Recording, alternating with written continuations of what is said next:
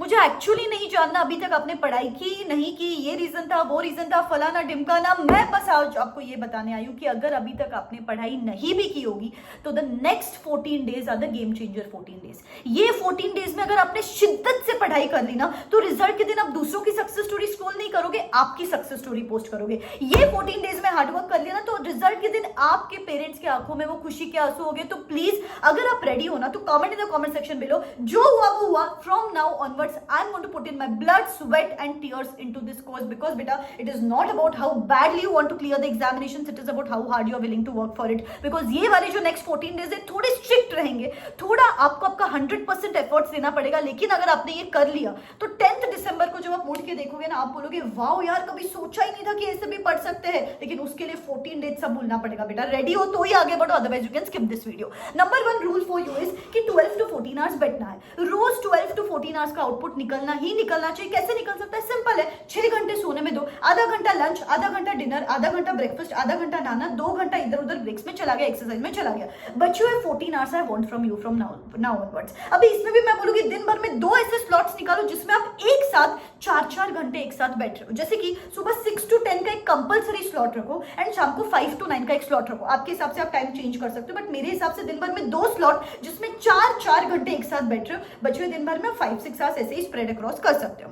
इसके साथ साथ you have to make sure कि इसके आगे आप नेक्स्ट 14 डेज में फोन बंद करोगे। मैंने बोला था डिफिकल्ट है, नहीं होता है तो अभी भी छोड़ दो वीडियो, फोन नहीं चाहिए मुझे। 12 to 14 आवर्स का आउटपुट निकलना चाहिए। This is the very first rule. Number 2 rule for you is अगर आप सीए इंटर ग्रुप 1 के स्टूडेंट्स हो, ध्यान से सुनो, चैप्टर वाइज बता रही हूँ। सीए इंटर ग्रुप 1 के स्टूडेंट्स हो, 28, 29, 30 और फर्स्ट सिर्फ अकाउंटिंग स्टैंडर्ड्स करने हैं। सेकंड, थर्ड, फोर्थ, फिफ्थ सिर्फ कंपनी लॉ करना है।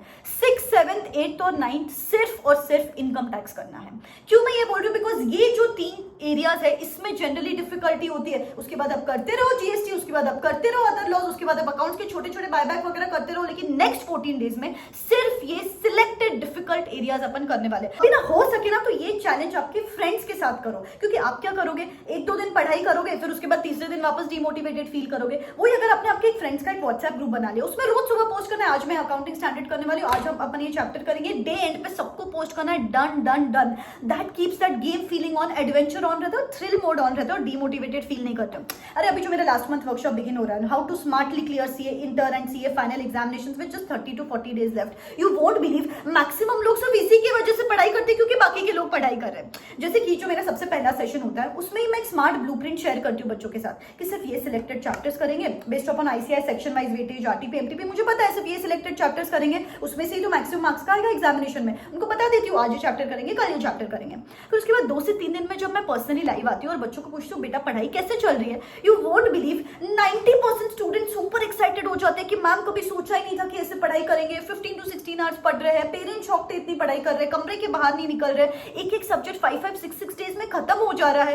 एंड इनको सुन के एक 10% स्टूडेंट्स ऐसे रहते हैं जिन्होंने पढ़ाई नहीं की हुई रहती है, but when they listen to these students उनके अंदर भी अलग जोश आ जाता है। तो बेटा अगर ऐसा करोगे ना तो आई एम टेलिंग यू ऐसा व्हाट्सएप ग्रुप बनाओ, आपके लिए भी यूजफुल रहेगा। और उसके साथ साथ सबको टेस्ट भी देनी है, ऐसा रूल बना लो उसमें जो भी टेस्ट सीरीज बाय की उसको देना शुरू कर दो। और अगर नहीं बाय की है तो इस वर्कशॉप में मैं डिटेल टेस्ट सीरीज भी प्रोवाइड करती हूँ। हर सब्जेक्ट के 3 portion wise papers, 1 MCQ paper, 3 full course papers, that is 7 test per subject, जिसको मैं इवैल्यूएट भी करके देती हूँ। तो बच्चे पढ़ाई भी करते हैं, टेस्ट भी देते हैं, रिविजन भी करते हैं, डेली बूस्टर ऑडियो नोट्स में भेजती हूँ। यहाँ पे amazing sessions, 1.5 day plan, do's and don't, stress management. इस बार वर्कशॉप में मैं क्वेश्चन बैंक भी प्रोवाइड कर रही हूँ। सिर्फ ये सिलेक्टेड क्वेश्चंस करो and you are sorted for the examinations. All of this is available just at ₹1599। Last attempt के टाइम पे भी इतने सारे बच्चों ने वर्कशॉप के लिए एनरोल किया था and they called me on the results day saying कि मैम सिर्फ 30 to 40 डेज पढ़ के एग्जामिनेशंस क्लियर कर लिया। I would share with you their video reviews at the end of the video. If you are interested into something like this, description box में link दे रही हूँ, go and check it out. But हो सके तो ऐसा कोई accountability group बनाओगे तो बेटर है। This is for CA inter group 1 students. CA inter group 2 students आपको क्या करना है, 28, 29, 30 और फर्स्ट ऑडिट के जो बड़े बड़े चैप्टर्स हैं, different entities, items, audit report, audit of bank, जो बड़े बड़े चैप्टर्स हैं, second, third, fourth, fifth FM के बड़े बड़े chapters, cost of capital, working capital, dividend ratios, ये वाले चैप्टर्स कर सकते हो। फिर नेक्स्ट 4 डेज में कॉस्टिंग के बड़े चैप्टर्स करो एंड उसके बाद करते रहो स्ट्रेटेजिक मैनेजमेंट करते रहो, बाद में ऑडिट के छोटे चैप्टर्स करते रहो, कॉस्टिंग के चैप्टर्स करते रहो बाद में। This is going to reduce your pressure and आपको पता रहेगा 70% तो पढ़ाई मेरी हो चुकी है. This helps this helps from the mindset point of view as well.